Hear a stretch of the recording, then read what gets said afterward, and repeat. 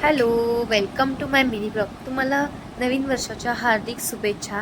तर आज होता वर्षाचा लास्टचा महिना 31 डिसेंबर, म्हणून आम्ही ठाण्यामधल्या जय हिंद हॉटेलमध्ये गेलेलो.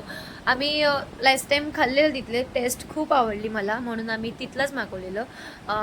नेहमीप्रमाणे आम्ही बाहेर जातो, पण आम्ही ऑर्डर घरीच नेणार होतो, म्हणून तोपर्यंत सूप वगैरे पियालो. धीराने सूप वगैरे मागवलेलं. थोडा टाईम होता ऑर्डर यायला, म्हणून थोडा टाईमपास केला. आणि ह्या बाबूरावचं इथे काय चाललं होतं त्याचं त्यालाच माहिती.